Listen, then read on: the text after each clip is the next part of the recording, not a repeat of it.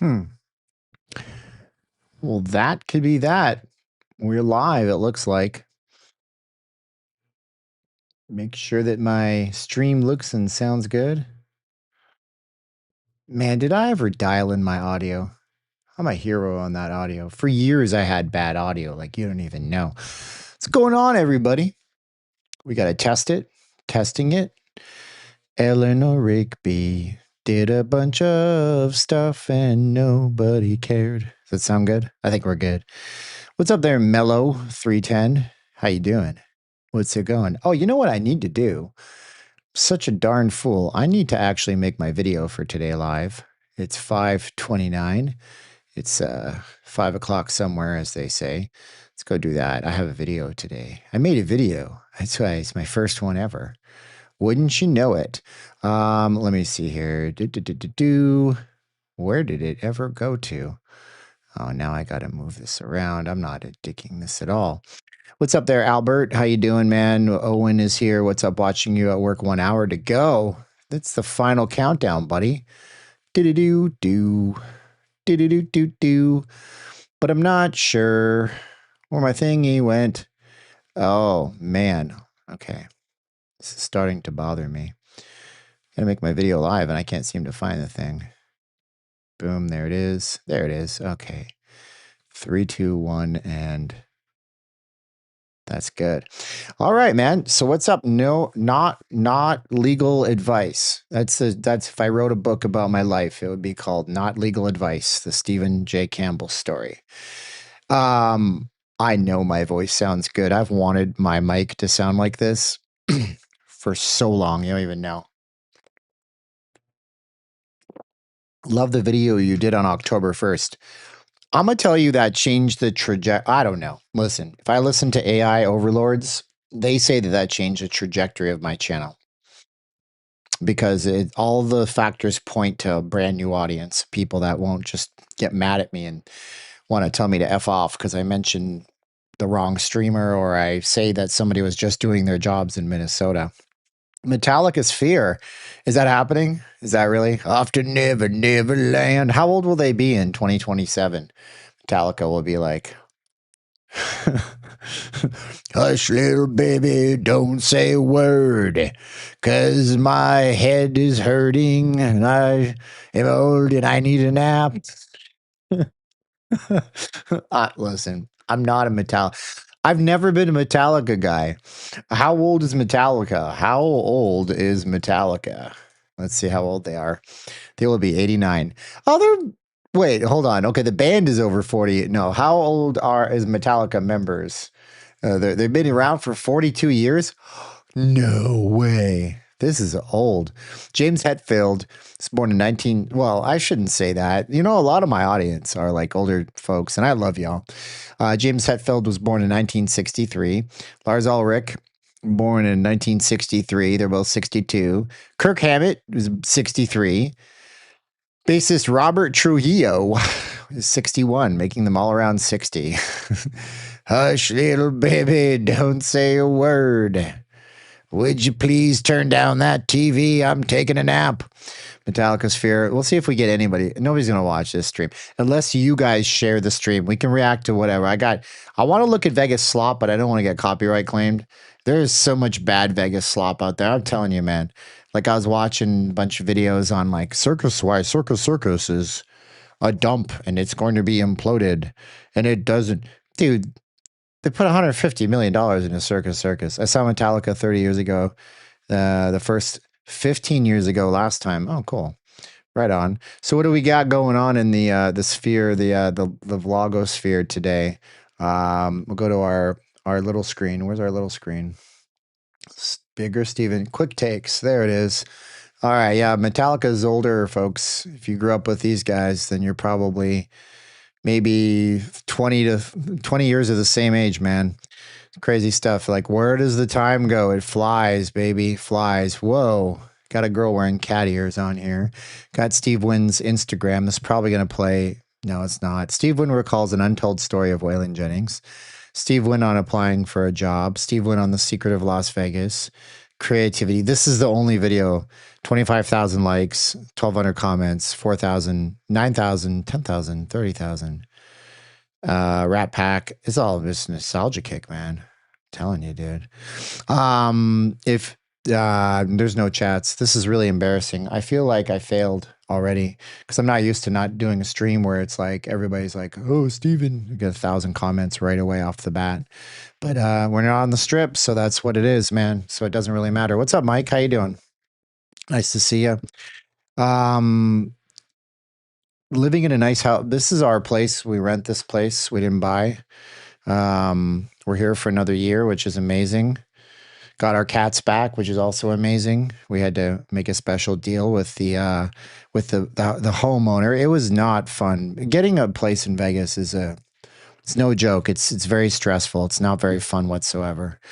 You know, if I sit back on my chair, I'll have a better stream and I'll feel better.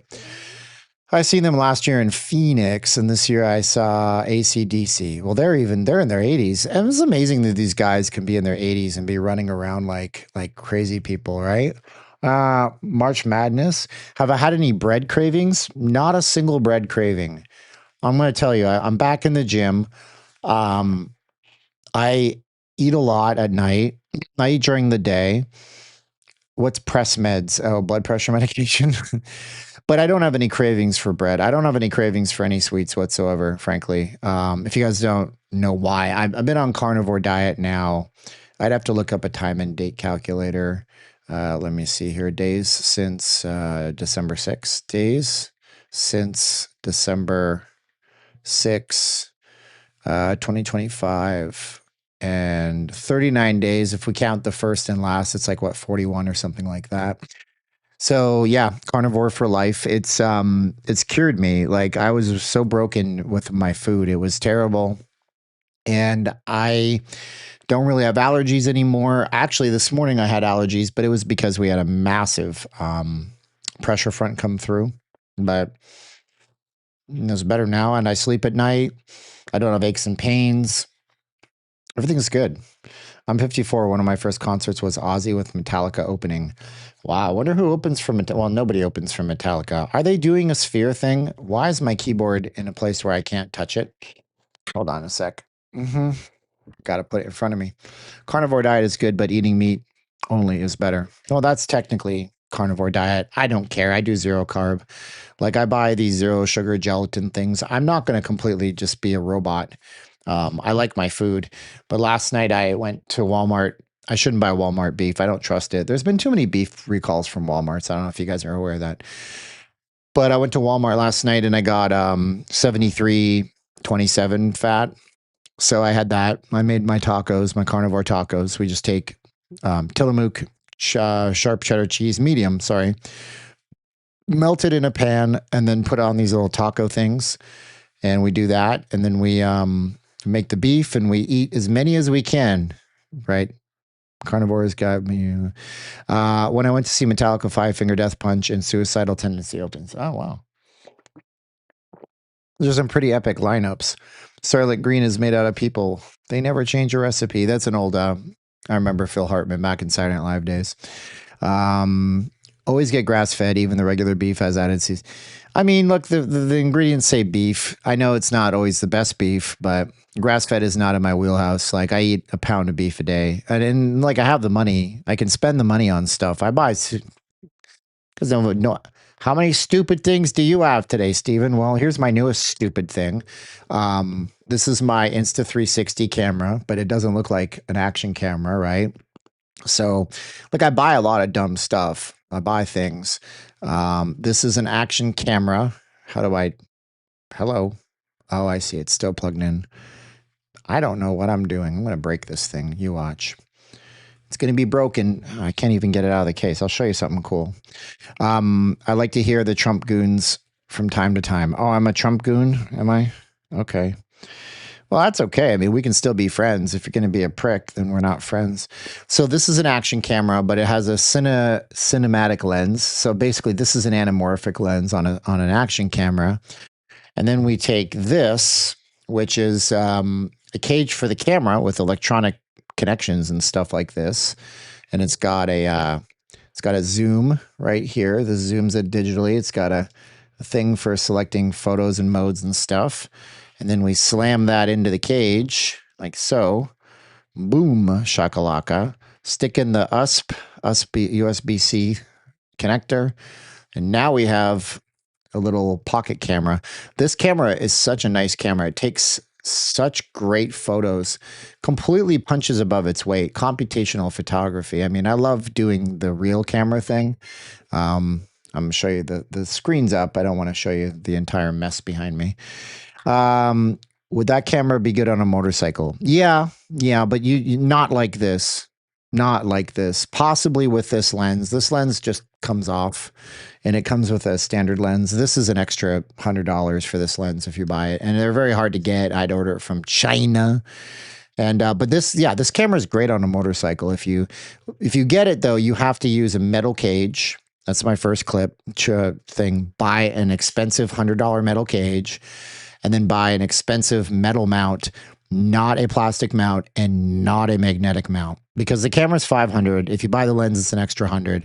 You got $600 riding, and you don't want to break that stuff. Guy I know works at the camera shop. He had a DJI Osmo Nano or something. It's a little camera, and he thought he could mount it with a magnet, and he's got footage of the camera being run over. That's fun.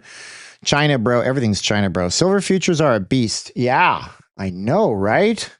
Can we look at silver futures? Is that even possible on this computer? Does my computer run TradingView? It does run TradingView. Of course it does. Let's go to products, and then let's go to super charts, and we'll see if we can bring up the silver futures. SI silver futures. There she is. No, she's not. I want this chart to be silver futures, not the other one. I have two charts up at the same time. Holy smokes. Well, that's a daily chart.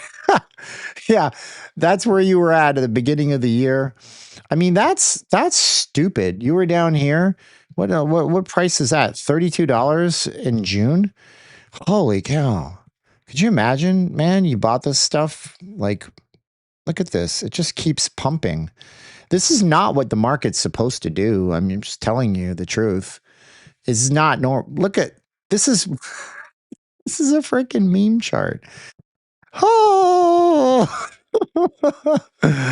what was the all-time high today for silver? It came up at $93.665. $93.66. We round up, right?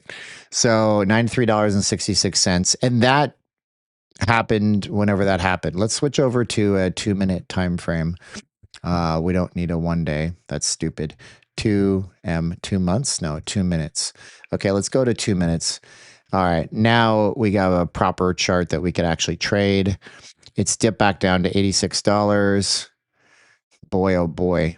This is a great chart, though. You could definitely... I'll go into paper trading. I don't want to actually... I don't ever trade live on camera. It's a bad idea.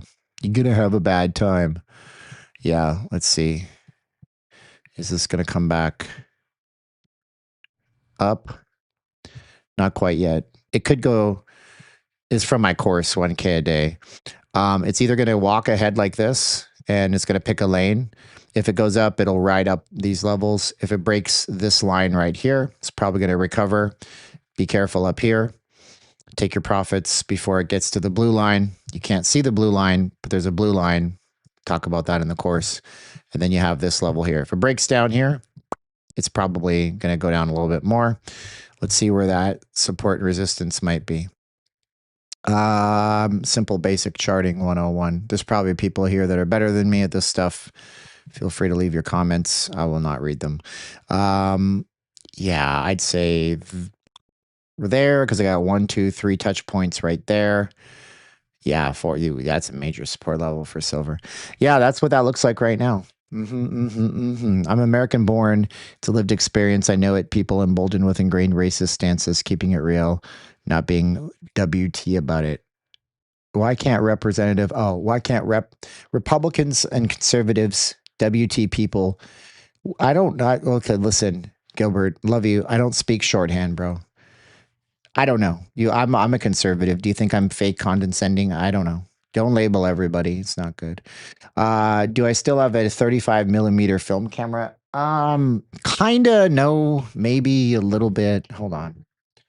Um, somewhere. I thought I had one somewhere. Maybe. I have lots of cameras. I don't even see it. Where did it go? Oh, I don't know if it works. And I don't even have a lens for it. No, I don't even have a K mount lens.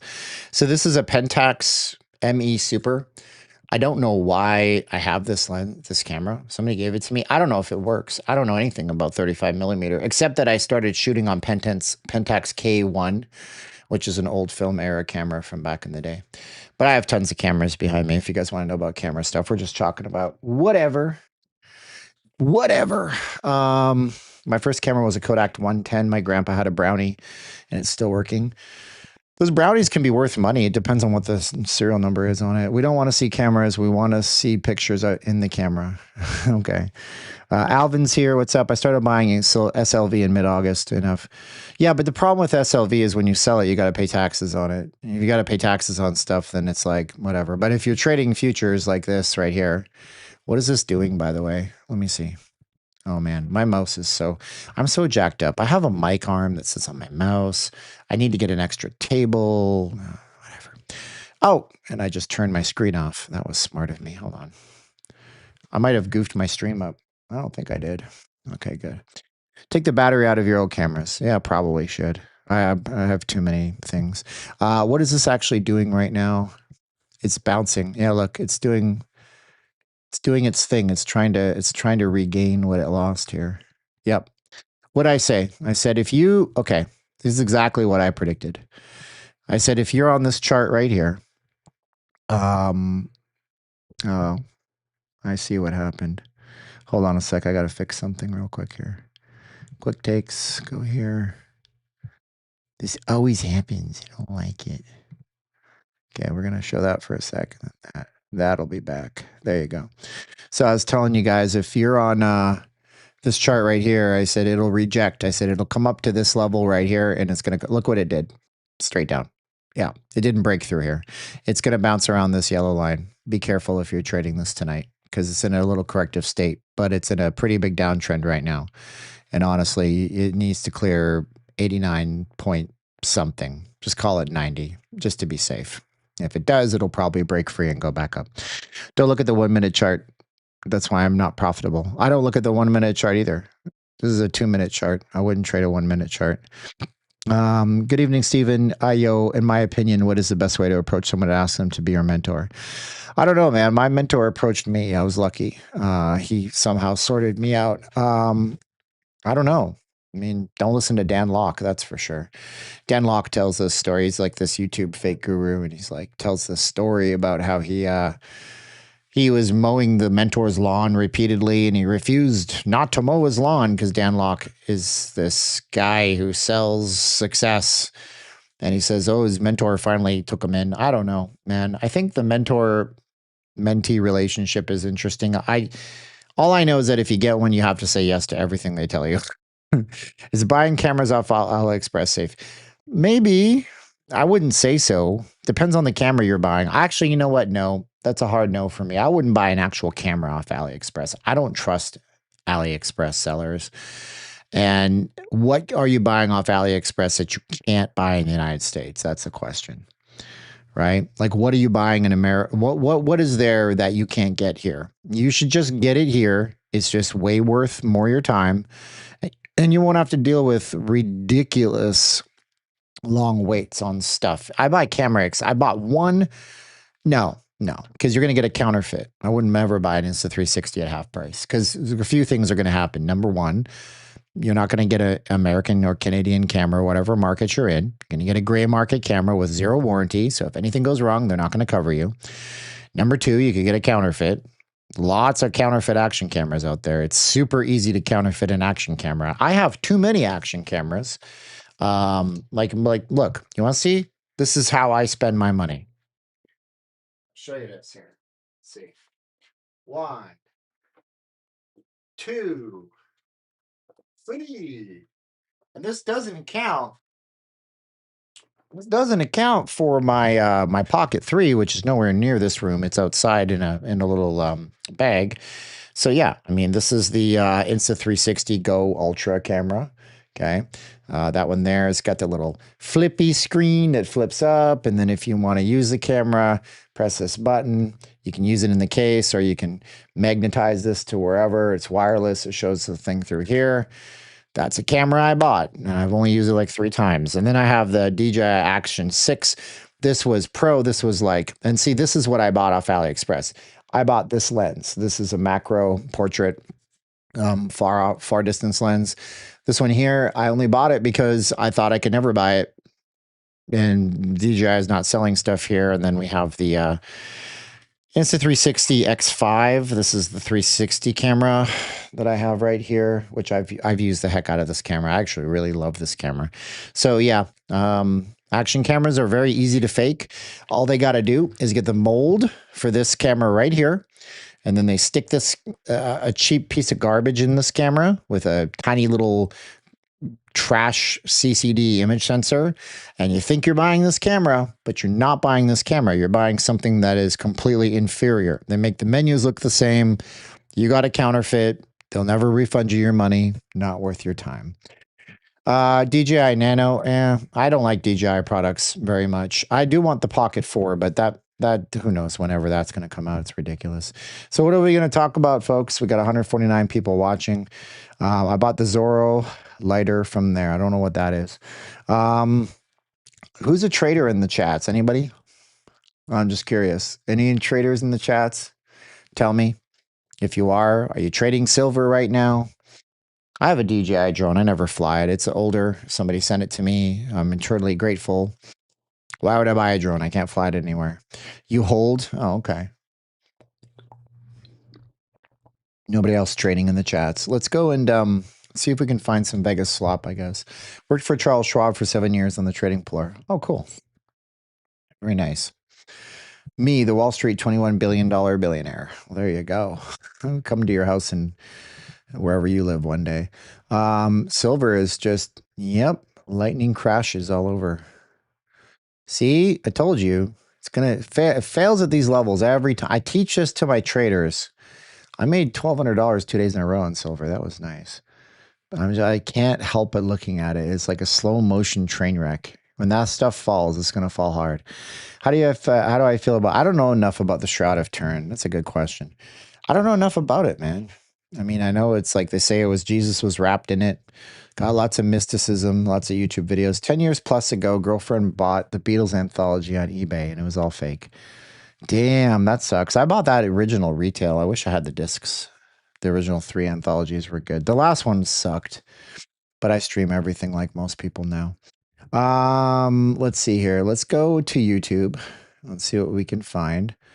I got to be careful with my clicks and stuff. We'll go to youtube.com, and this is my YouTube homepage. Okay, we'll type in, I want to find this video, Circus closing, because I think this will bring up the slot machine. Saying goodbye, what locals in hope, now that it's for sale, nope. Yeah, this is like garbage, but this is at least a real person. Nope. Hey, look, it's this guy. The last affordable casino. That's a slop video. No, maybe not. There's one that really got a lot of views. Here, probably this top 10 Las Vegas casinos closing down this year. This is getting ugly. Tourism in Las Vegas is athletics relocation deal. Whether that happens or not, the message is clear. The Rio is. It's hard to tell if they're AI. Look, it's another video by Not Leaving Las Vegas. Look, it's another Not Leaving Las Vegas video. The Circus what strategy that's crushing this, I think, for sure. Yeah, this whole channel is AI. This whole channel is AI. And look at the views. 1.6 million views. Why is the font blue? So 711,000 views. Jealous much? Yeah, a little bit, because most of what's in these videos are absolute garbage. They're just not true. And it sucks. but we need more people than just Wall Street warlord chatting. You know, if you guys wanted to ever ask me a question, now's the time to do it. By the way, if you're a trader in my course, 1K a day, tomorrow at 6:45, we're doing a live with all the students that want to be there. If you can be there, and you guys can ask me questions about the markets, and we'll share screen stuff like that. So I did this channel. Look at this. There's one thing here. Oh, I got to type it in. Vegas mayor reveals. I'm sure that's the one.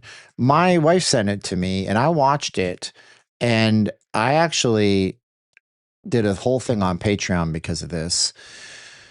It's got to be, I don't know how to find them by view count because it sucks. Maybe the filters here would help. Oh, could be. Yeah, this might help a lot. This is vidIQ. I pay for this. But let's see what it says about Circus Circus. We'll just play a little bit.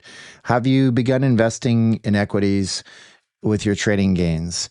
Yeah, I'm doing something actually for the course too. I got with a company that called Chart Prime, and then they have a crypto investment platform and stuff. So I'm getting myself set up with that so I can teach you guys that as well as their thing called Prime Automation.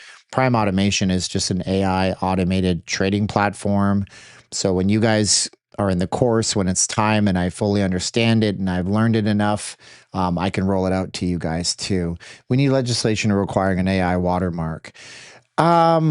You know, I guess, yeah. I mean, that's generally a good idea. Let's see what this is all about. We need to talk about Circus Circus. While a lot of strip resorts are dealing with softer casino revenue, weaker midweek occupancy, and guests cutting back on spending, Circus Circus is doing just fine. It's not flashy, it's not record-breaking, it's stable, and in this market, stability matters. This place doesn't look like it's winning, but financially it's positioned better than a lot of newer, more expensive resorts. And once you understand how it operates, it makes sense. Let's talk about why. Circus Circus opened in 1968, created by Jay Sarno. It was actually the first family-friendly casino on the Strip. At the time, Las Vegas casinos were strictly adult spaces. This is wrong. This is patently wrong. So, like, you can read along with the transcript now. This is 100% wrong. Not true. When Circus Circus opened in 1968, it was because Jay Sarno felt that he had lost control of Caesar's Palace. Caesar's Palace was built with Teamsters money and things like this. And he wanted to have a fresh break up the road. So he was involved with Caesar's Palace, but he had built the Circus Circus as a way to get away from the fact that the mafia was basically running the property. But the reason this is strictly 100% utterly wrong is that when it first opened up, Circus Circus was not a place for children. Circus grand opening, Vegas. And when it opened, it did not have a hotel tower. That was added on later by new owners who purchased it.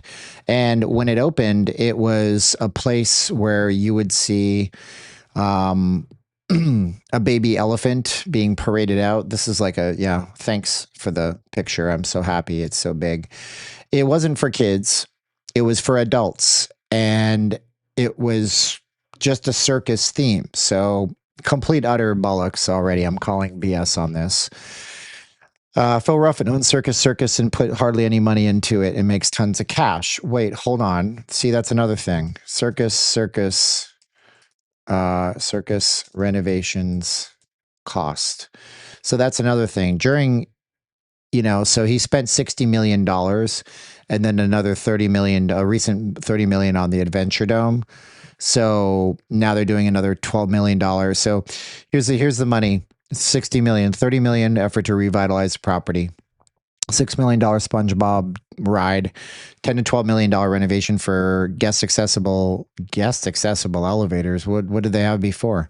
Refreshing, iconic, pink, blah, blah, blah, blah, blah. So, and then they also built a food hall. So that's not true that he didn't put a lot of money. I mean, unless you don't think 60 million is a lot of money. And I guess in Vegas, it's a drop in the hat, a drop in the bucket. It's not that much, right?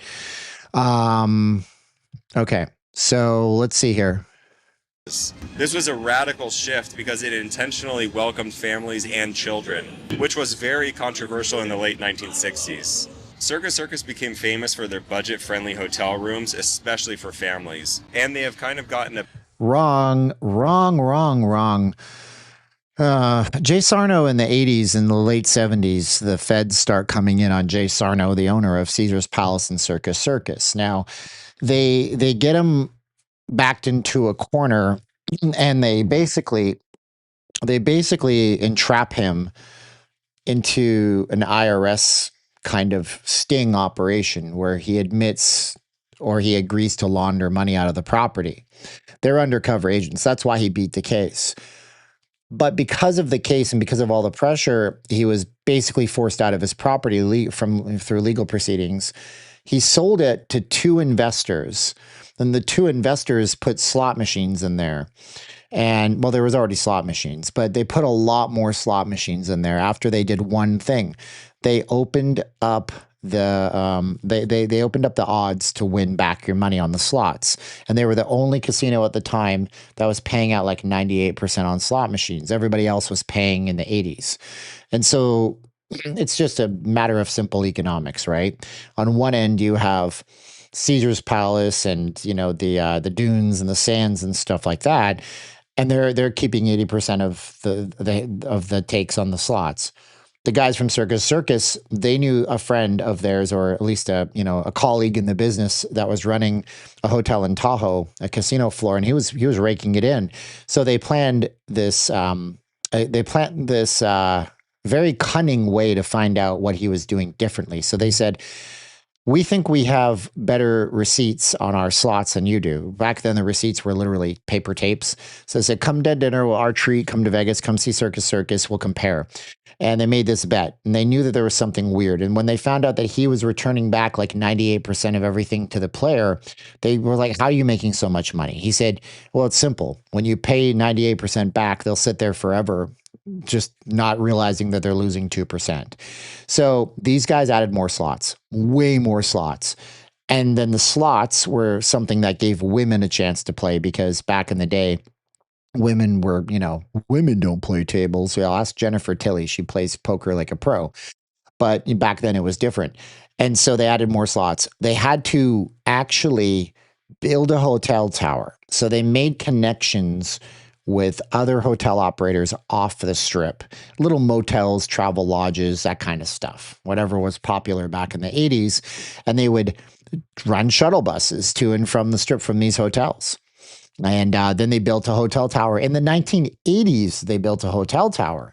So, yeah, it was especially families. Yeah, budget-friendly rooms. Well, come on, man. Gotten a bad rep over the years for being extremely dirty and grungy, but they really are not that bad, and they're very affordable, especially during 2025. One of Circus Circus's most unique draws is its live circus acts. Trapeze artists, acrobats, jugglers, clowns, and more, performing multiple times daily right inside the hotel. It's one of the most iconic pieces of Vegas. It's very nostalgic and free to watch while you're here. Circus Circus also has the Adventure Dome, a 5-acre indoor amusement park with rides for all ages. It's the only amusement park in all of Las Vegas. The classic Carnival Midway features... I'm just going to skim it, okay? Letting visitors play skilled games, slots of fun, offering very cheap and affordable food and drink. Yeah, they did all that. This might not be the slop I was looking for.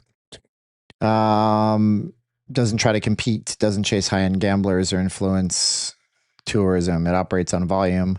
Yeah, this is actually not terrible. Well, what was I thinking of? I've seen some really bad ones out there. Interesting stuff. Lower denomination slots, older style games, now coin operated.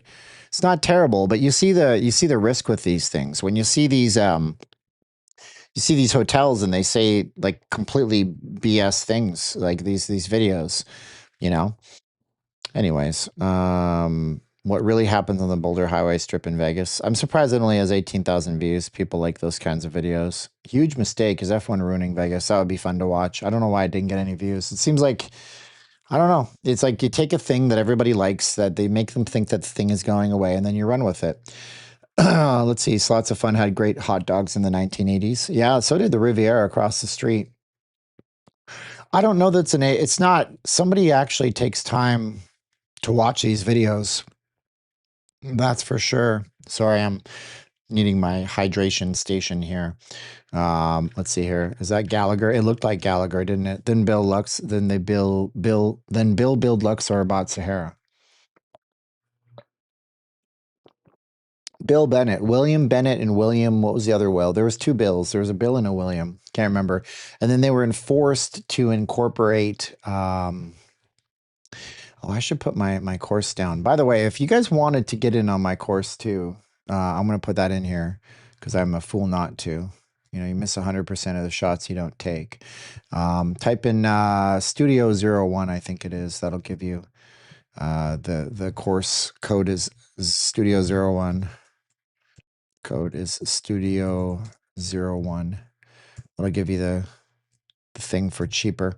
Where's the course coupon? There's the coupon. Nobody buys off these. They don't support it.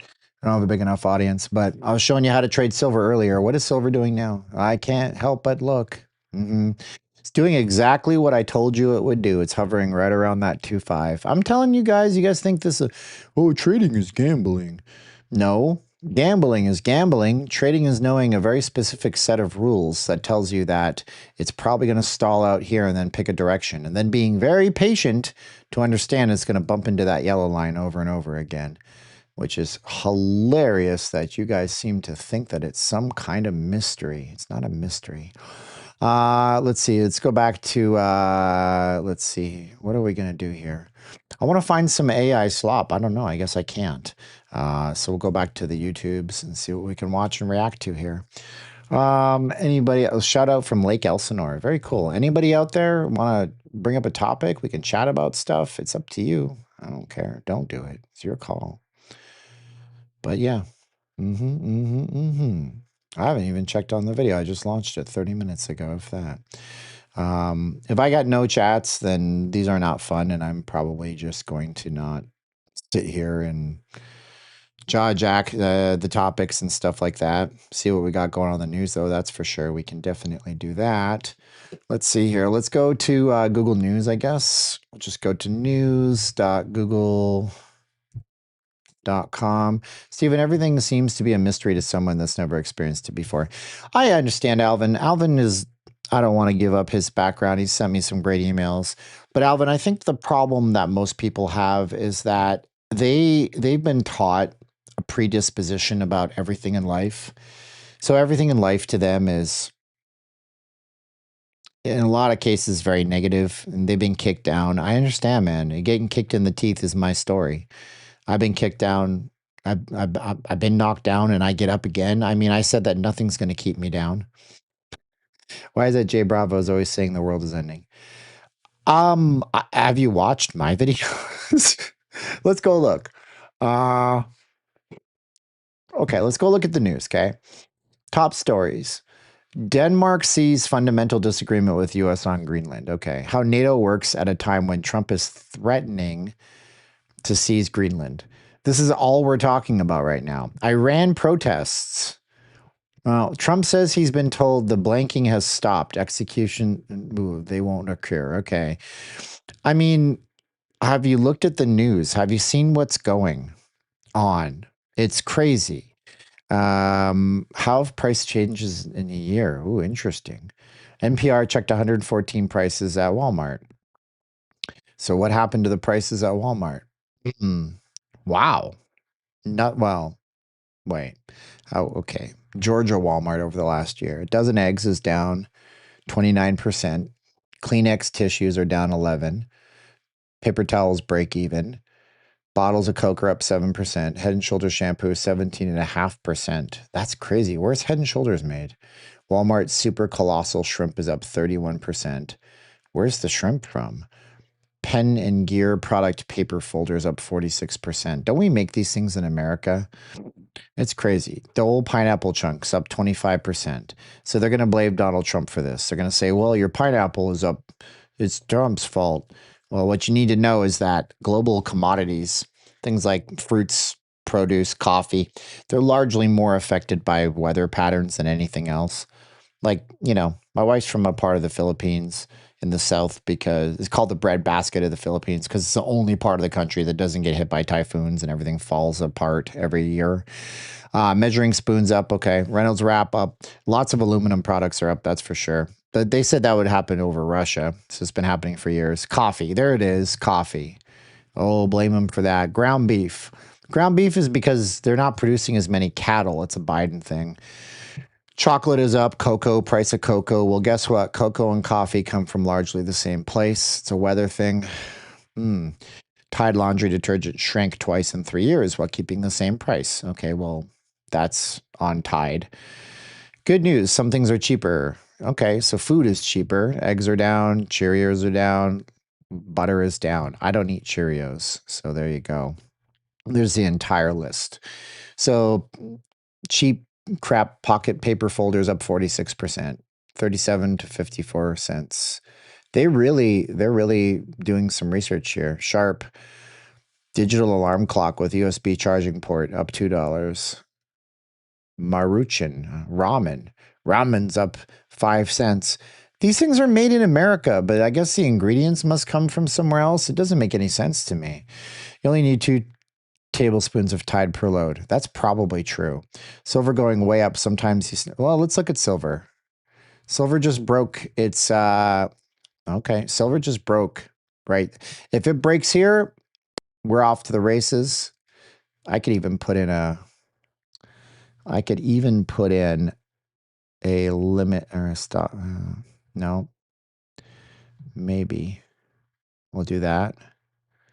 And we'll set a take profit. See, that's the problem with silver. You don't need much on silver to gain a gazillion dollars. So if we break that 5-0, why did I put it in there? I don't want it there. I want the buy stop like right there. If we put it right there, let's say I want to do a little scalp, I want to make a quick $450. Let's see what happens with silver because it just broke that yellow line. It's doing what I said it would do, that's for sure. Steven could grow a great business selling lunch boxes. Could I? Yeah, it's a Biden thing, bro.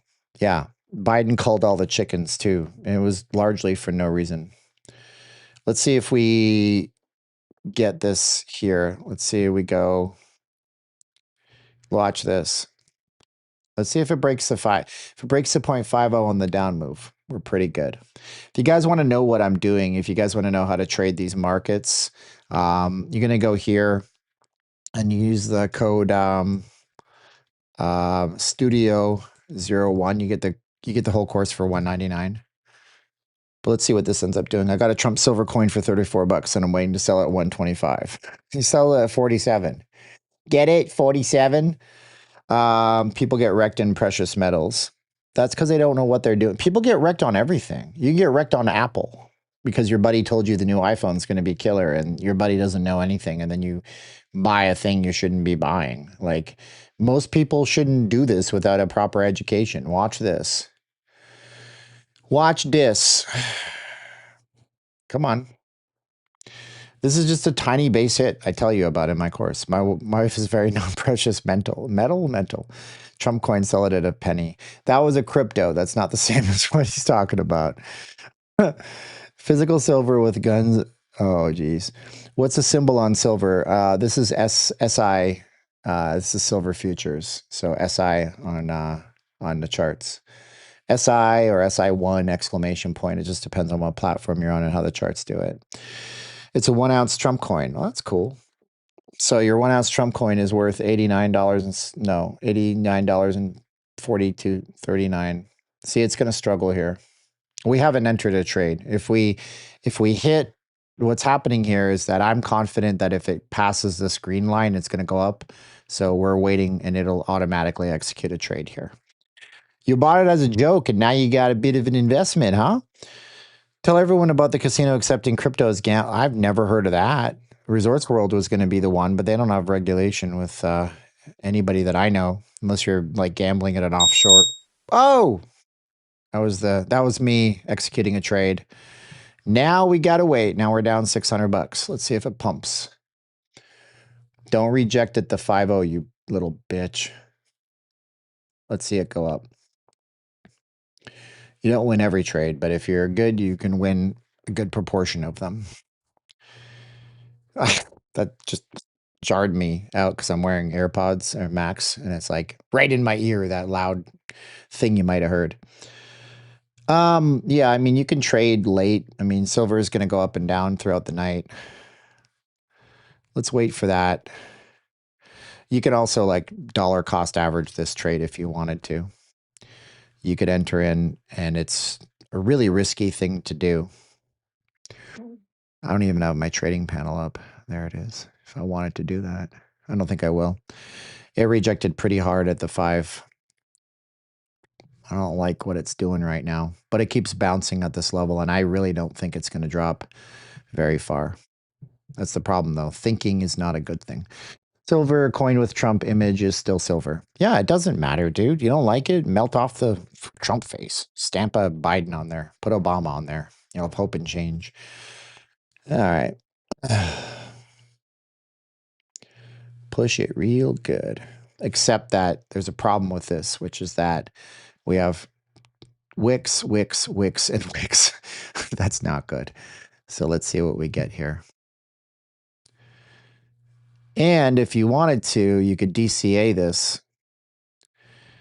which means that you could go in a little bit heavier right when it's pumping up. Trading is a battle of your own size. It certainly is. Here we go. Eating up that loss. Let's go. Oh, it just broke through, but it didn't close my price out. What a bitch. Move that up to 325. It's going to hit. Trump naming everything after himself. Yeah, I'm on paper trading. I will never trade live in front of people. Hope never works out. No, McDonald. Remember I told you my SBM was down from 7 purchases. Now it's up 6. Oh, nice. I'm getting impatient right now. Don't like the way this is going. It keeps flirting with that same, I told you, it's going to hit here. It's going to keep bouncing. So I thought I could scalp a little tiny bit off of that.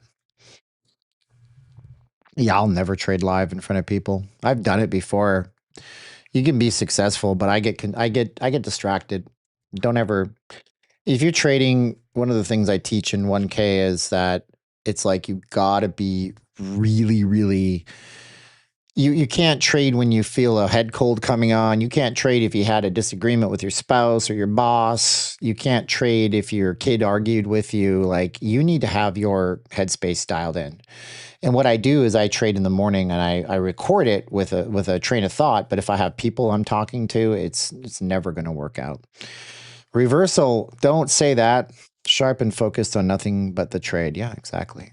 From 1978 to 1982, silver went from 2 to 50, then it crashed back to 3. Yeah, that's because there was a couple of brothers that were like oil barons out of Texas or something. And I can't remember their names right now, but they were literally buying up physical delivery silver and putting it in vaults, like putting it on airplanes, flying it to Switzerland, putting it into private vaults, and just like hoarding it. And they were trying to control 51% of the world's silver market so they could control and set the price. And then I think it was the COMEX or whatever controlled the gold at the time. Was it COMEX? I don't know. But they stepped in and they started manipulating the market down, which is what they're trying to do right now. They're trying to manipulate the silver market down. They keep increasing the margin that you need.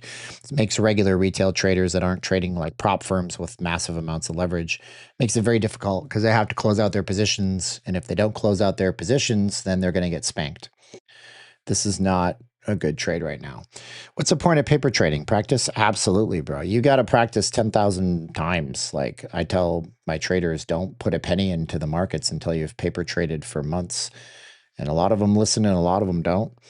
And I can't stop them from doing what they're going to do. I make my recommendations.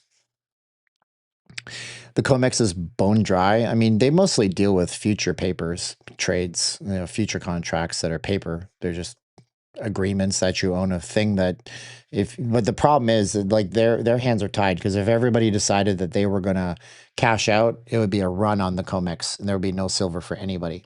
And 60%, I think I said in my video yesterday, 60% of everything is set up right now for physical delivery to like industrial manufacturing, the militaries of the world. that kind of stuff. That's a good candle because that candle has a tail on it finally. Someone is taking profit on you right now. If that stops, it should go up. I like this. I like the tail here. I don't like these right here. These are not good. I should have seen that before I entered the trade. But I think we got a little pump in us. If not, I'm just going to close it out and take the loss, take the L. Maybe 2026 provides an opportunity for foreign and emerging markets or stocks. People trade the Nikkei all the time. They trade it at night, overnight, because in Japan, it's like 13 hours ahead of us or something like that. Yeah, it's the resistance. It's that resistance I told you. It's this one right here. That's why I said if it breaks that resistance, I should be able to get in and scalp a little bit. But it's gonna be really, really stubborn. And the thing I worry about is it coming back down to here. So if you set your stop loss, that's a $2,400 stop loss right off of that 9 moving average. And that is not a good feeling to be in. So, you know, it's just a paper trade. Tell everyone about and then he retracted it. Poof. Okay, double tail bars. Buy market. If we get a dual tail bar with 30 seconds left, and then we'll pull it up to here. Yep, that's good.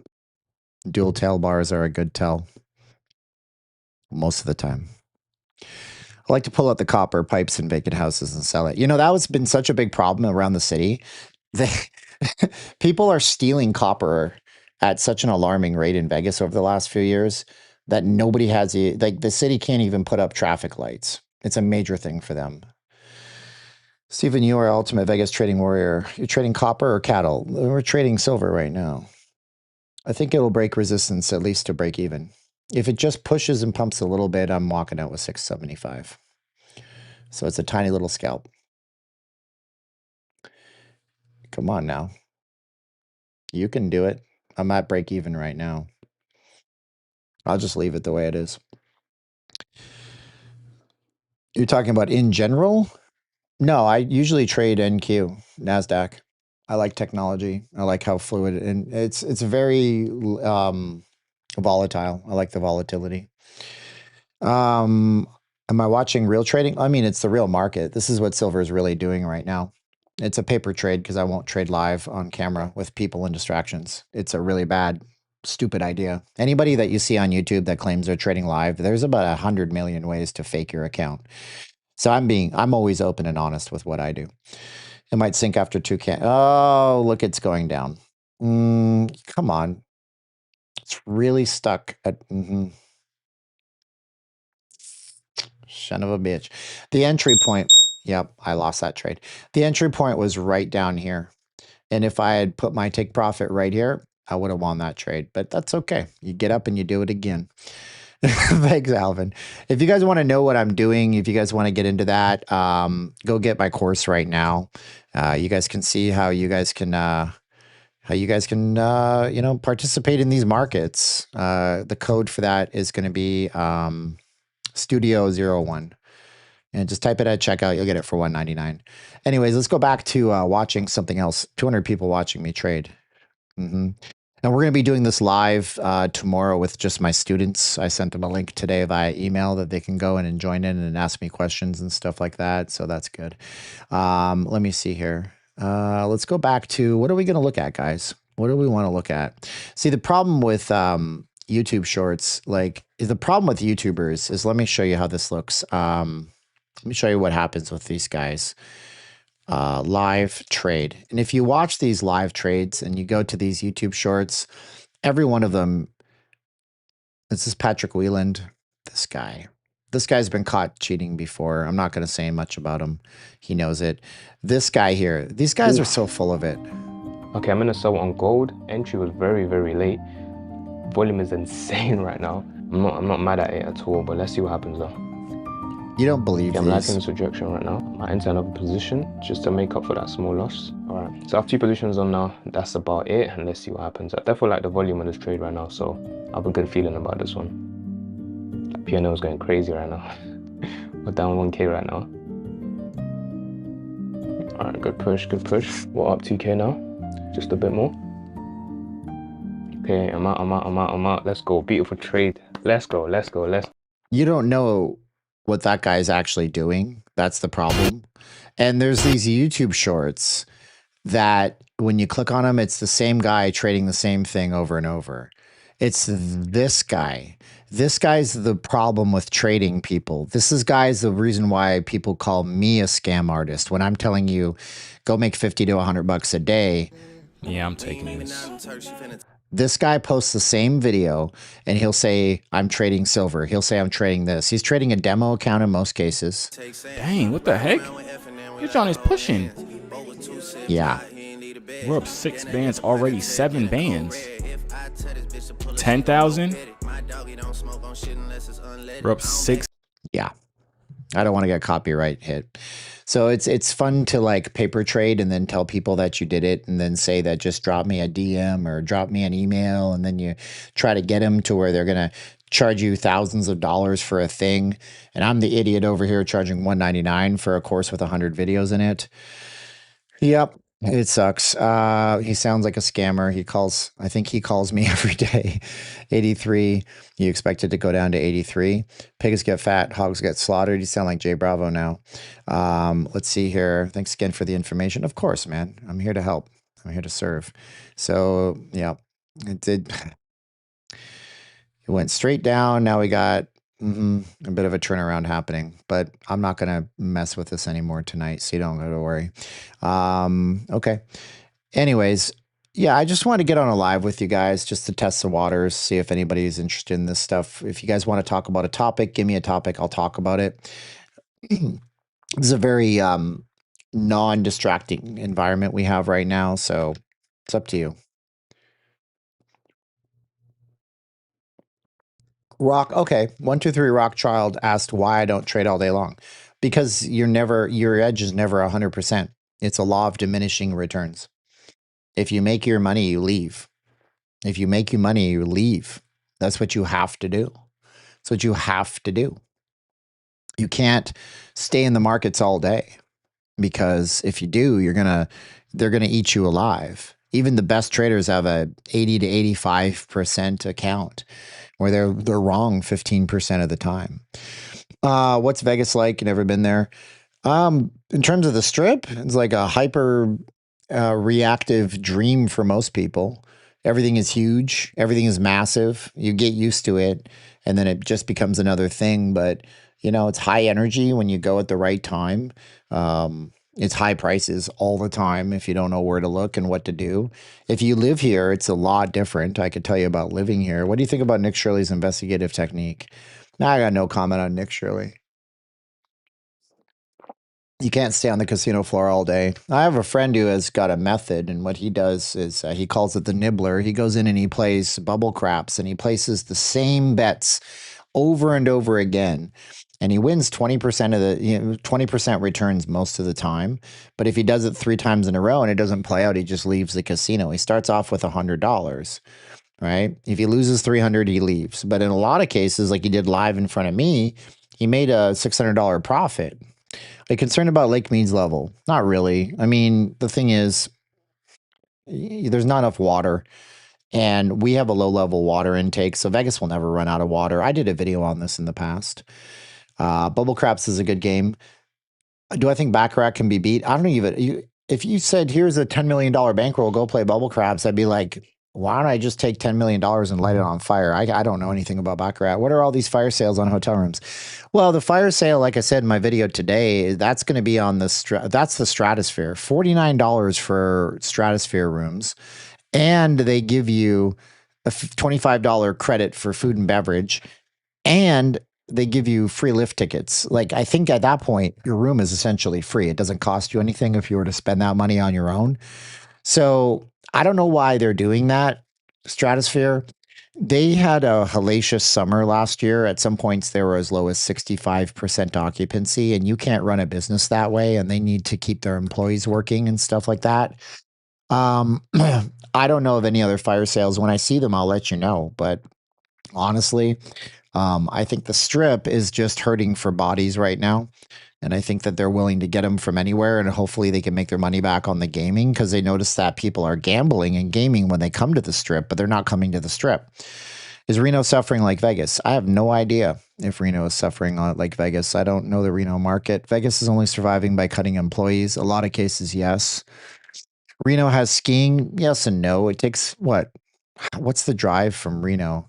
Like it's not a close drive. How long is the drive from Reno to Tahoe?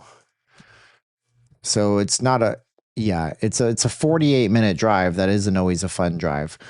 Sometimes the weather is terrible. So you got to drive an hour out of town to go skiing. And then once you do that, there's no reason for you to at all go to Reno to gamble. You might as well just stay in Tahoe the whole time because Reno has casinos on the Nevada side.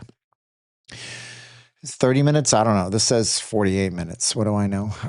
You pointed out that drive-in traffic is critical. The low rollers, I agree. And I think that's what they're trying to do. I think they're trying to get the low rollers to come back to the strip. And the stratosphere is not on the strip, technically. Am I going to fix my car? My car runs. I don't know. Sure. My car runs. I need to get a new car. I need to buy a car. But you know, I'm willing to put $5,000 down for a $10,000 car. Yeah. But yeah, that's one thing I've seen YouTubers hustle people. I saw one YouTuber, he was a Boogie. He has his viewers buy him a Tesla. Can you imagine that? 1K a day to buy a new car. Yeah, I mean, that's fine. Making money, but we have to buy a house. We have to buy a house eventually. We have a project we're doing overseas that we have to fund that's worth $100,000 plus. What are you going to do for your upcoming birthday? Nothing. People don't buy me gifts. I buy myself gifts. I have an adapter for a camera coming that I spent my own money on. Why do they do F1 in Vegas? Don't they know the American audience? Well, that's the thing. They are trying to grow F1 in the United States of America. So they know they don't have an American audience, so they're going to put it in front of Americans. Where can you drink for free? Nowhere. You can drink water. That's free. I've been wanting to go to Vegas so bad lately, but darn, everyone keeps saying it's super dead now. I wouldn't say that, Jawser. Just come on the weekends. You'll pay more. Fiji or Avion? This is Fiji water. That's my soup du jour. Although there's a Hawaiian water that I've been getting. It's volcanic. It's good. Just moved to McDonald Highlands. Wouldn't that be nice, huh? There's a house for sale in McDonald's Highlands right now for like $21 million. F1 in Vegas is great on TV. Yeah, they get this TV audience. Do I think F1 is overpriced in half of the races? Oh, you think it's overpriced? Give me a second because I have to scratch my nose. And if I do it on camera, people are going to say I'm picking my nose. And I don't pick my nose. I pick my enemies. So give me a sec here.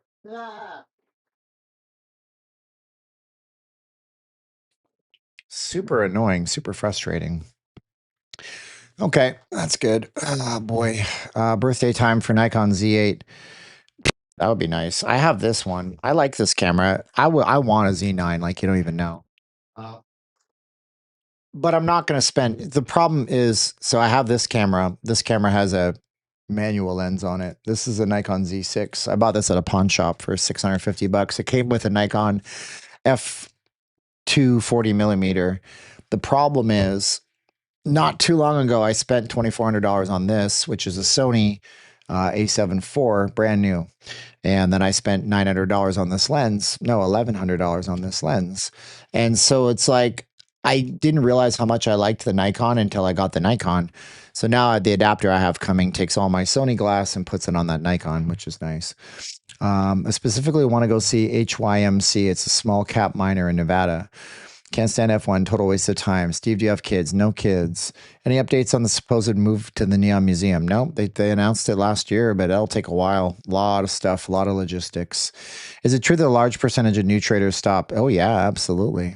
I was telling somebody via email, they're like, how come prop firms can, sell the course for their exam for so little and this and that? And I was like, well, that's because they're banking on people blowing through their exam fees. So prop firms are companies that let you participate in the markets for way less than what you would, but you have to hit credentials. It's not a free lunch.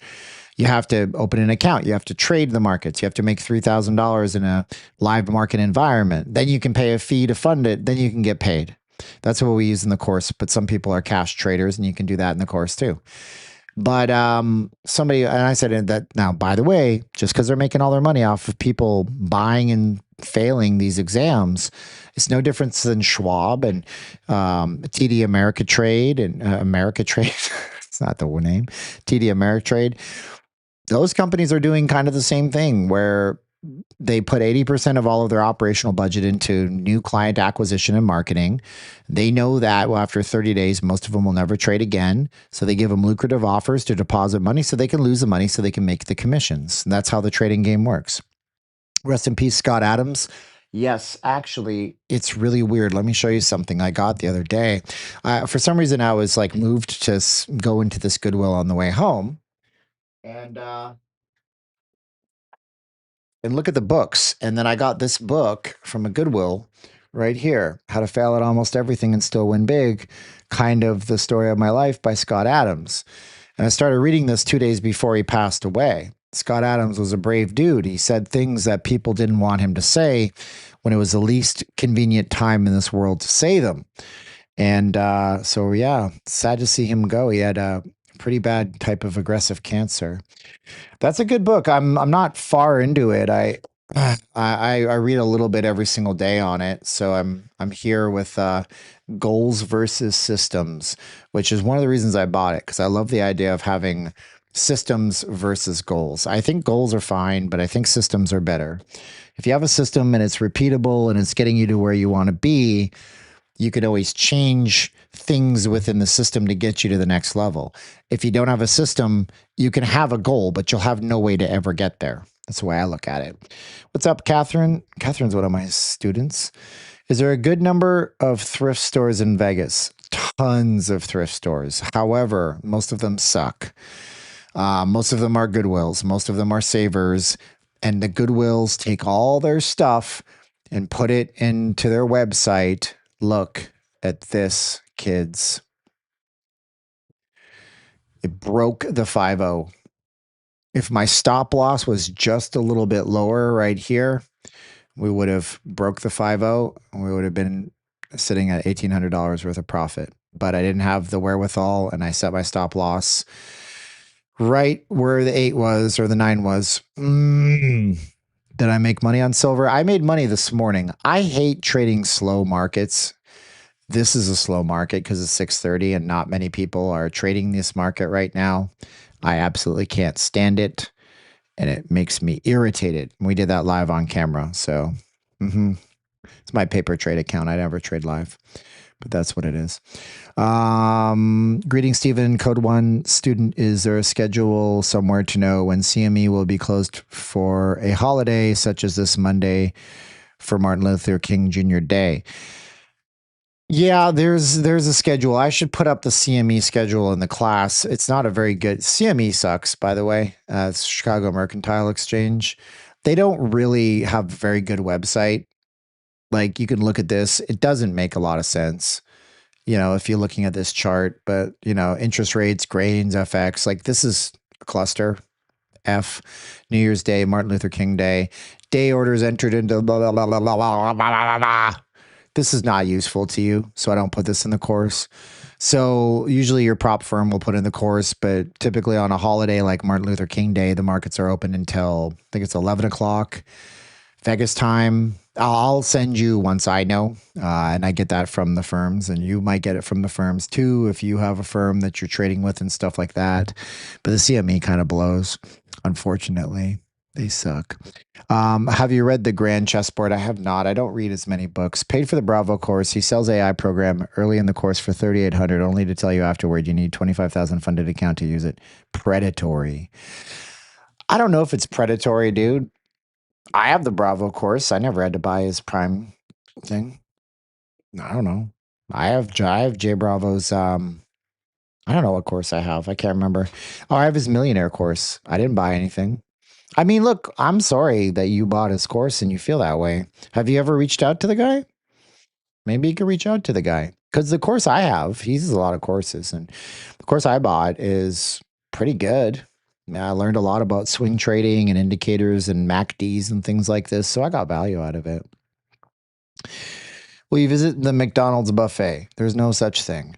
Steven, are you going to have another I'm never doing another meetup. Never. And never doing a meetup ever. I don't like them. I'm not good at them. I have social anxiety. If you guys want to get my course, which you don't need $25,000 for, you can put code Studio01. You can get it for $199. You'll own it for life.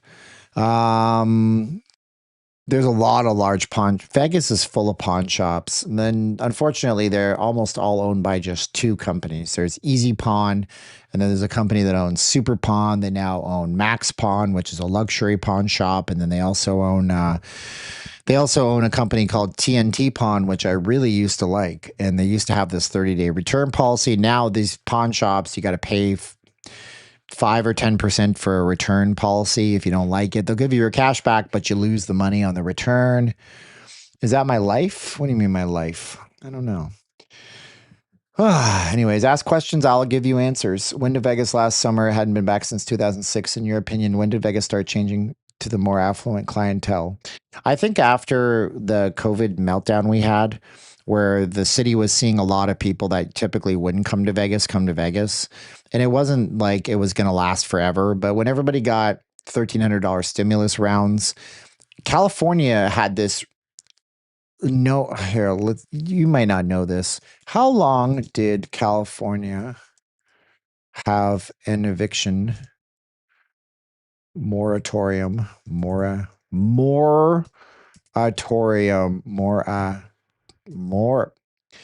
It doesn't matter if I misspell it, after COVID. So June 30th, 2021. You see it on my screen, right? I'm not making any of this up. So you couldn't legally evict a person in California from the start of COVID in March of 2020 through the end of June 2021. So what happened was a lot of people that could never afford to come to Vegas because they had to pay their bills, they didn't have extra money, they started getting extra money. And unfortunately, that wasn't the kind of clientele that Vegas wanted. And it also wasn't the kind of clientele that you'd want hanging out with you in Vegas, quite frankly. So I think the casinos did like this hyper aggressive snapback where they were just like, nope, we're not having this. And they just started jacking rates to make money back off of what they lost over COVID shutdown. And then they realized that if they do that, then people that can't afford the Vegas lifestyle can't come here. And they simply wouldn't show up. And those people who were maybe troublemakers that wouldn't go on luxurious vacations and otherwise wouldn't show. Wish I had gotten here on the COVID scam and got the fake loans. No, you don't, because they're putting people in jail for that now. You didn't want those loans. If you had those loans and you didn't pay back the Paycheck Protection Plan loans, PPP loans, they are literally putting people in prison right now. You want to see what that looks like? PPP jail. Let's go watch some fun stuff with people, because this is just blow your mind, right? PPP loan jail. These are some good reaction videos if I can find some. I might be going away for a while. PPP loan came back to bite me in the ass, y'all. These folks want me to pay them so much money, and to think that I thought I was actually doing something right. You know how you be out here and you be trying to figure out, what your next move gonna be and how you gonna make it happen. And then when something like that comes along, it kind of put you in a trance like, damn, this is actually something that I could actually get. And keep in mind, I do have a business, and I guess the person who did my paperwork kind of screwed up.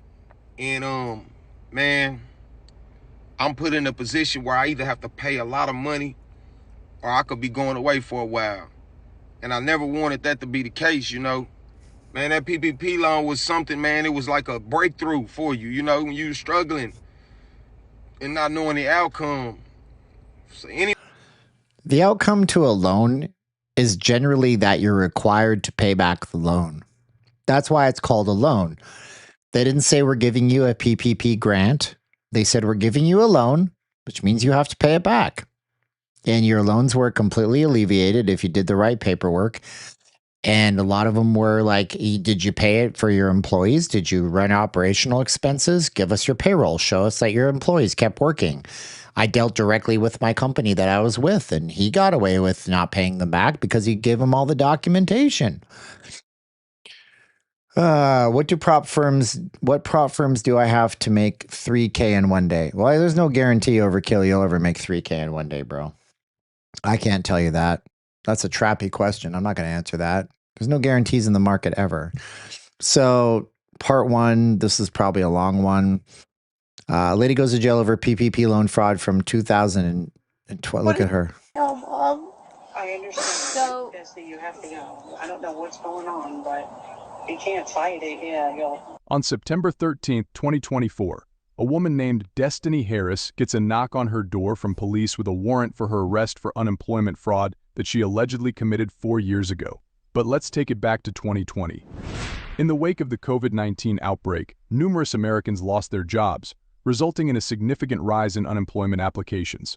This also led to some people attempting to exploit the system for benefits they were not eligible for.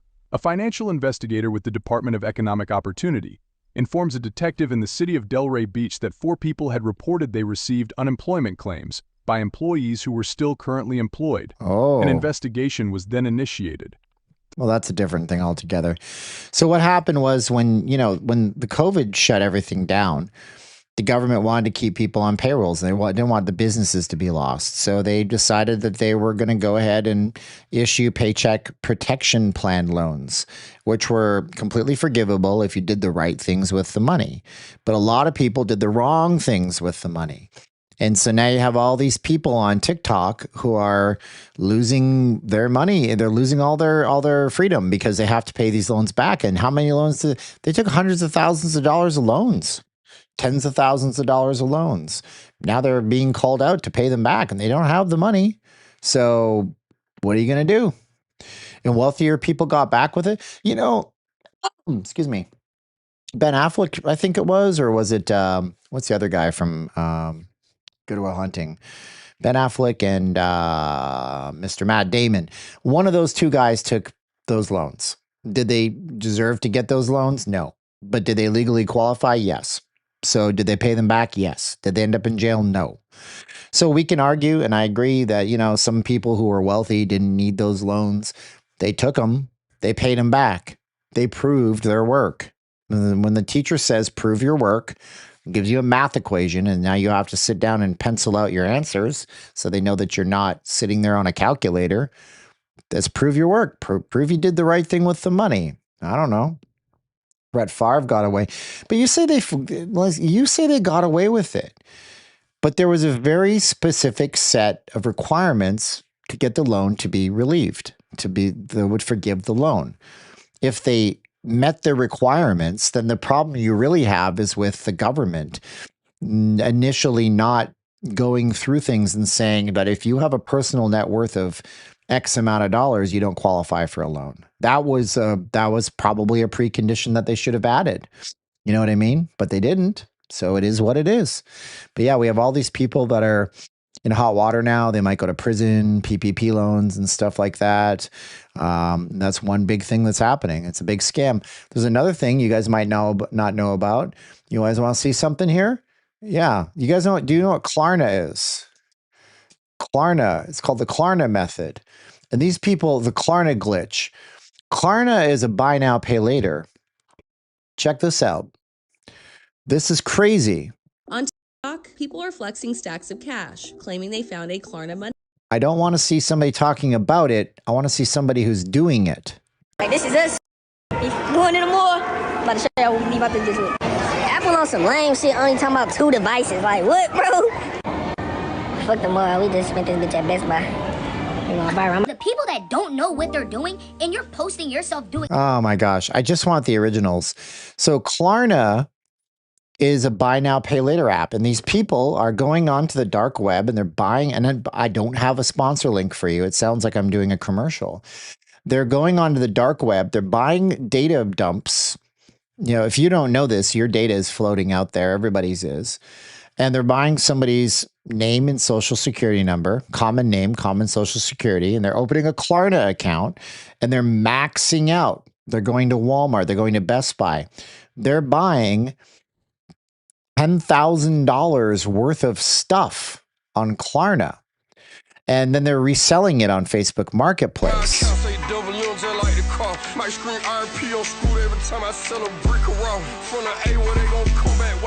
Wow. So then they end up basically defrauding people. This guy in a Walmart, this is one of the original ones. I think everybody about to He's laughing at him. Such a good holiday thanks to clearing them. If you know, you know. But if you don't know, let me tell you a little something. I'm talking about we don't got no Apple products. No Apple products. we sold them all. And everyone paid with the same methods. Oh, I'm just saying, why ain't y'all buy me nothing? That's crazy. Y'all ain't give me nothing. So another day, another glitch. So yeah, so it's like there was another one called the Chase Money Glitch. It's where a bunch of idiots that don't know how banks work figured out that, oh, you can put an empty envelope into a Chase machine, and then you can tell them that you put a check or cash in the machine for $1,000 or $5,000 or $10,000. Oh, you mean that Chase gives you provisional credit and then trusts that you're not a scam artist, and then you can take the cash out of your account? That's the oldest trick in the book. When we were flat broke, I had to do that.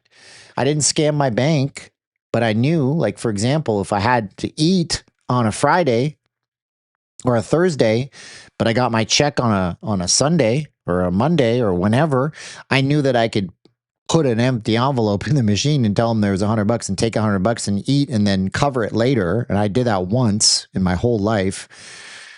Bad time of my life. But these people discovered this glitch, and then it was all over social media that, oh my gosh, Chase Bank glitch. And then all of a sudden, people's accounts start catching up with them, and they're negative $5,000 because they didn't have any money to start with. And then Chase is like, okay, well, you're a fraudster, and we're actually going to prosecute you to the fullest extent of the law because you didn't steal somebody's ID like with this Klarna thing. Instead, what you did was you gave us everything about you. We know your address. We know your social security number. We know where you live. We know your name. We know everything about you. Now we're just going to come down and get you. And then they're always, oh, it's not fair. The man's coming down on me. Yeah. Kidding checks, it was called. I'll gladly pay you Tuesday for a hamburger today. Audit trail much. Kinko's hundreds. If he knows the law.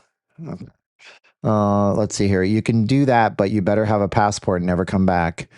Crazy. It's crazy stuff, man. And it's like always the same set of idiots that don't understand how money works. They don't understand how the financial system works. They don't understand that these banks are always going to win. They're always going to take you down.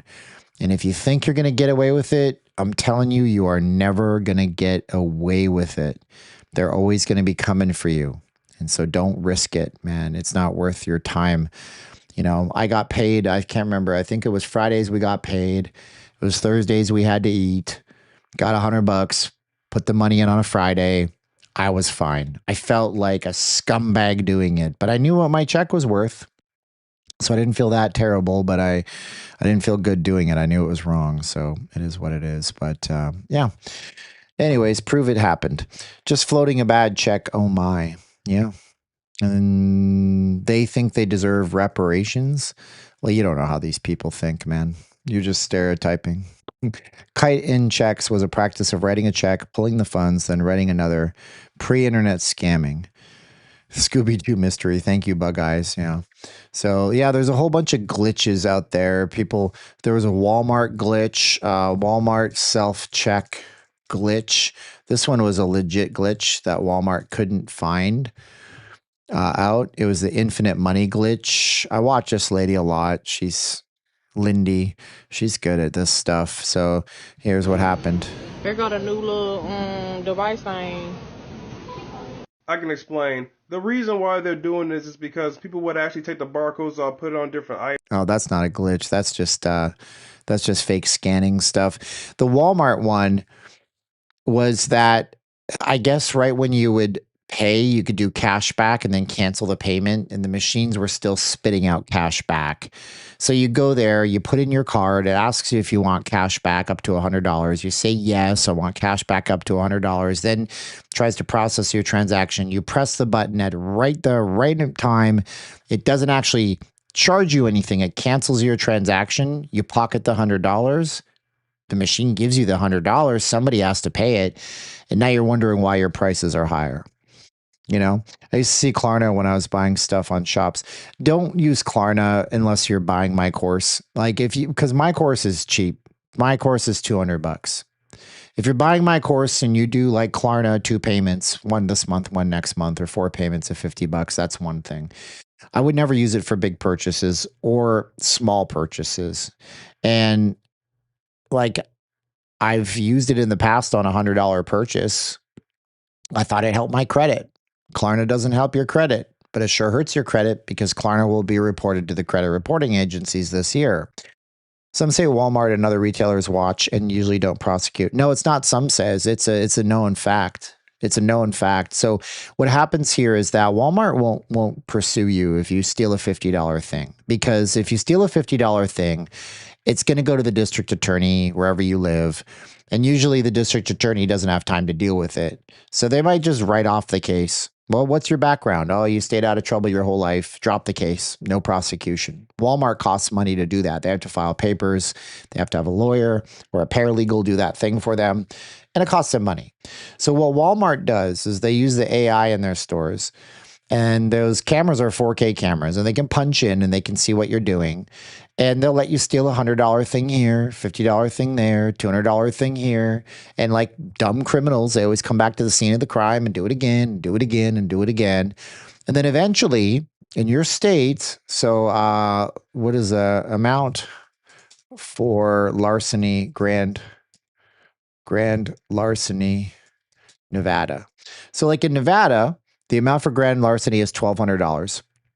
So what some states, not all states, allow the retailer or the victim to do is they allow them to run a tabulation. Okay, they allow you to run a tabulation. And so let's go into deeper AI mode here and ask, does Nevada have a statute of limitations, and can a retailer keep tabs on the dollar amount? So let's see what this says. So this is what a lot of states are doing.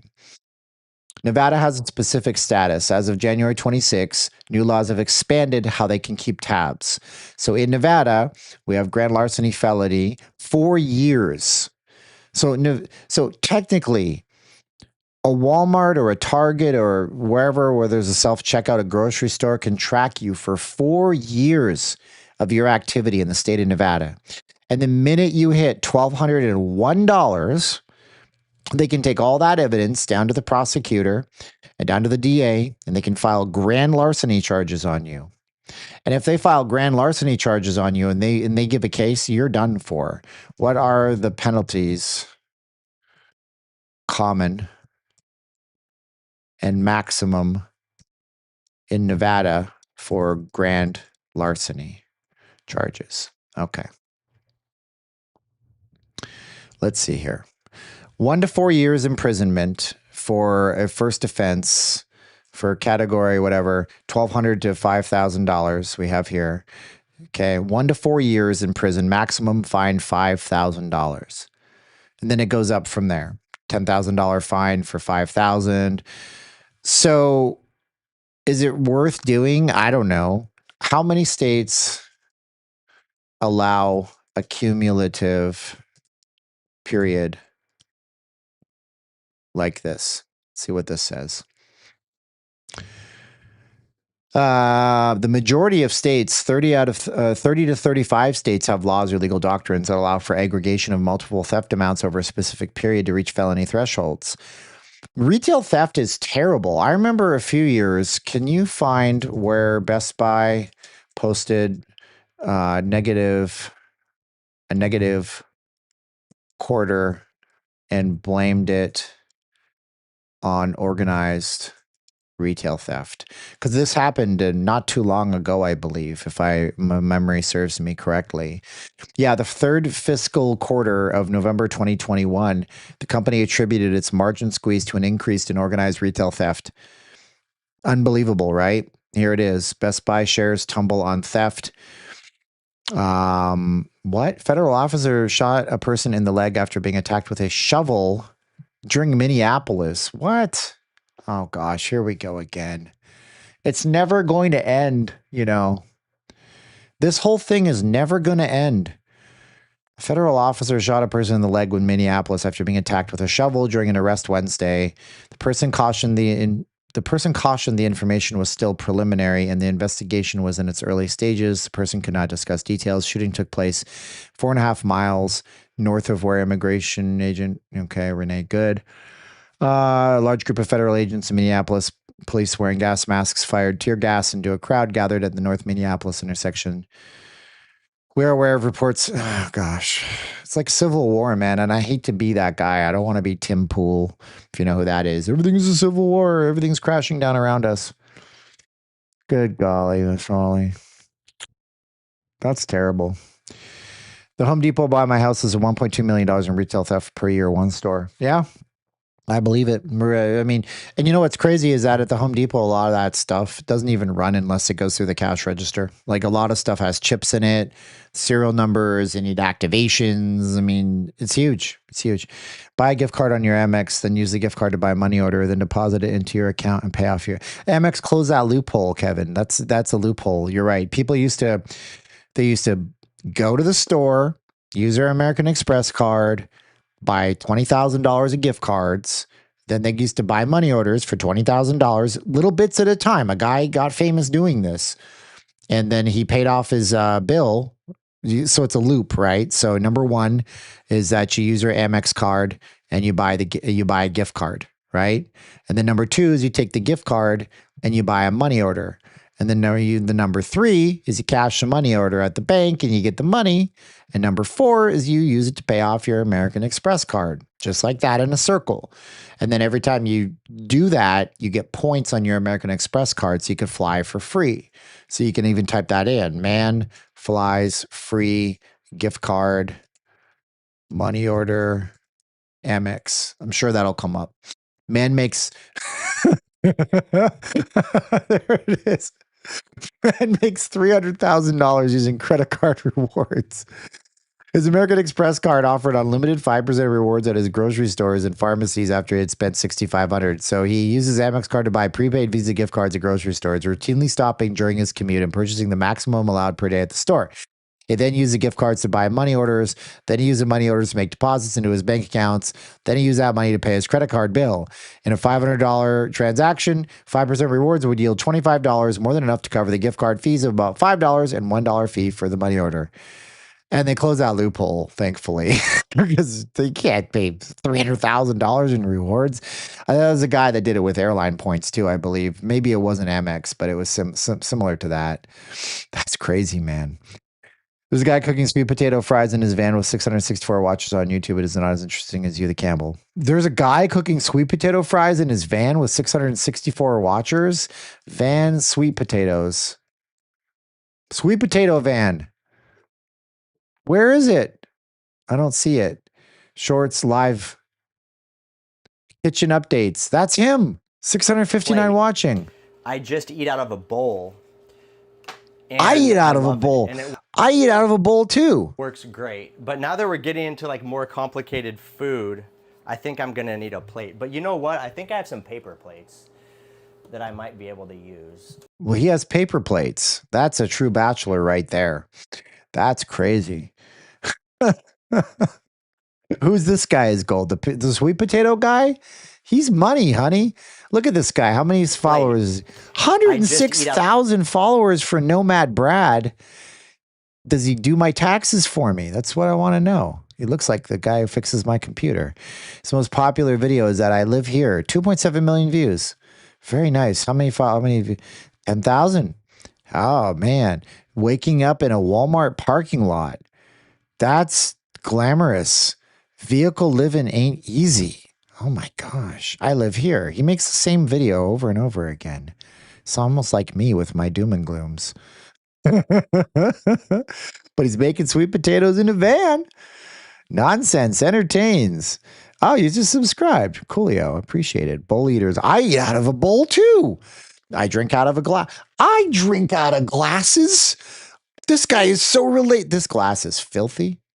That is gross. Sometimes I drink Coke. I drink Coke.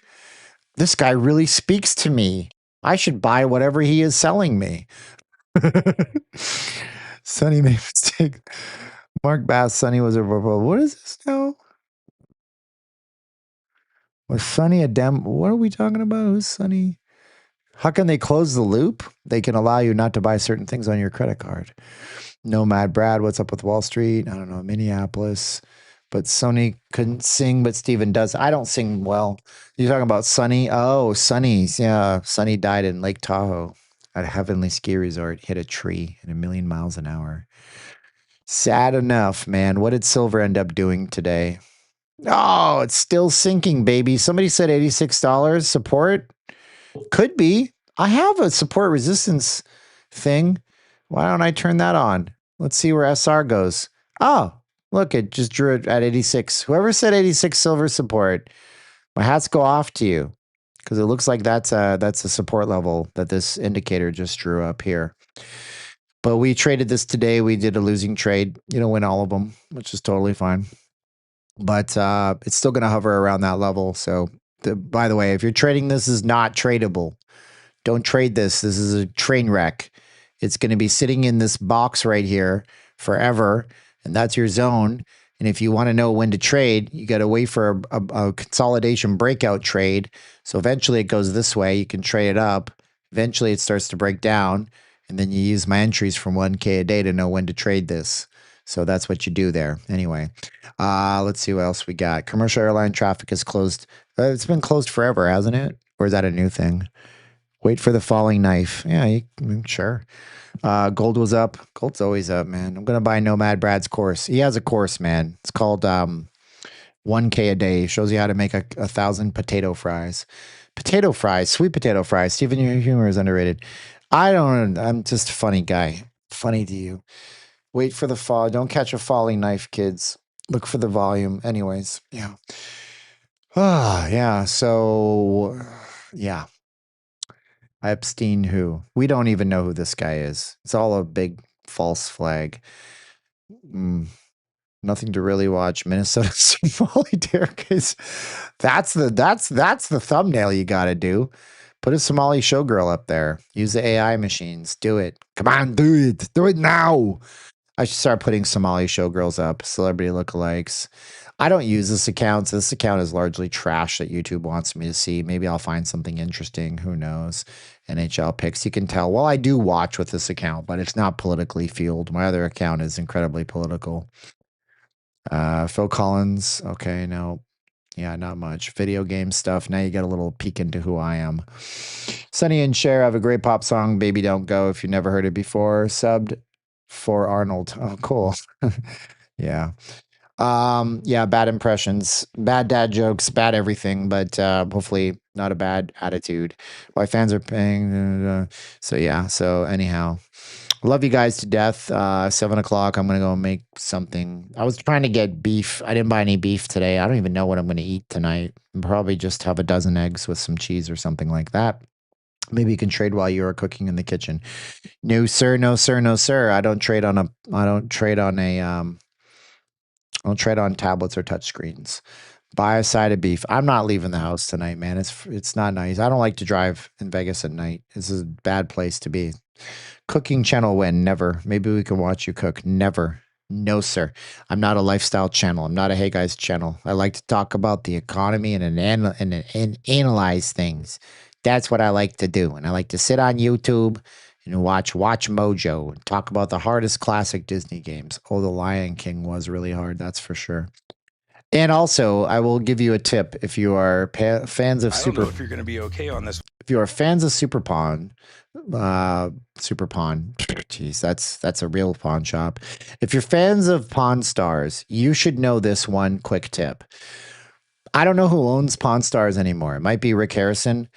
Every single day they have something really cool on the Pawn Stars channel. So if you're anything like me and you like to put stuff on in the background and you can look past the fact that all of it is scripted and it's all fake and phony, but the history is real, go to the Pawn Stars channel. You will find supercuts that are hours long. You'll find 5-minute clips. You'll find little specialized niche versions like the top 4 oldest items in the shop, 7 best of all time. They have hockey themed, music themed, camera themed. These are just compilations. And this is one of the best channels you probably don't even know about on YouTube. And if you're watching this, you probably are something like me and you like this stuff. So there you go. I'll put on with Nomad. No, Chumley is not in jail. That's exactly the problem. Chumley. Pawn Stars. Look, that's the problem with AI slop, you know, is that if I type in, it might have been deleted. I certainly hope it was. Pawn Stars jail, because you'll find this video that trended over the summertime, right? Here it is. Garbage. Austin Chumley Russell, a well-known figure from the popular reality TV show Pawn Stars, was thrust into the public spotlight for reasons that had little to do with his usual antics on the show. In 2016. So it's clickbait. It's not true. I think he went to prison briefly, but it's AI. None of it's real. None of it's real. And these trended super hard. Sentenced to life imprisonment. Oh, really? Chumley, the fun-loving face of Pawn Stars, has shocked everyone. Oh, I'm sure. Yes. Yeah. This isn't AI. No, this is completely legitimate. Today. There was a time when people laughed at his every move, but now the darkest chapter of his life has come to light. That's right. In 2016, Las Vegas police raided his home. At first, no one thought the outcome would be this serious. But when illegal guns, drugs, and other suspicious items were found inside, eyes across the world opened wide. Trash. Back then, people believed it was just a mistake. Maybe someone had set him up. But as time passed, the truth became clearer. None the of this investigation went deeper. Friendships faded. Even they can't get their accent right. He's an American guy, and then he's a Brit. All of a sudden, it went deeper. He's like, all of a sudden, I'm Australian? I don't know. Yeah, I turned into Crocodile Dundee over here. I don't know. You call that a knife? This is a knife. Chumley is not in jail. But these videos take something that we're all familiar with, and we put in a hint of panic. Look, now it's Rick Harrison and Chumley. Rick Harrison and Austin Chumley Russell, stars of Pawn Stars, were sentenced to life in prison after a lengthy investigation into alleged money laundering and racketeering. What? The two had built a successful empire through their Las Vegas pawn shop, turning it into a major tourist destination. Oh, yeah. However, behind their public personas, investigators uncovered a complex scheme involving over $15 million in illicit transactions hidden through shell companies. The trial revealed that they had used their business to launder money for years, and despite maintaining their innocence and claiming the charges were based on misunderstandings, the evidence against them was overwhelming. These are complete works of fiction that stupid people believe. And I hate to say it because I know some of you guys have had family members send you this kind of stuff. And people believe it. Look at the comments.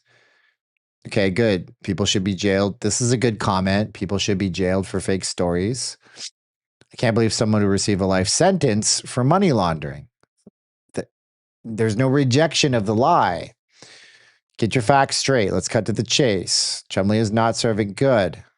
People, yes. Good. One person here, though, thought this was true. How can you think this is true? This is insane. The AI does all of the work. What the AI does is it collects, it's this one here. I'll show you what it is. InVideo. This is called InVideo. Create videos without limits. It might not be this one. It might be InVideo AI.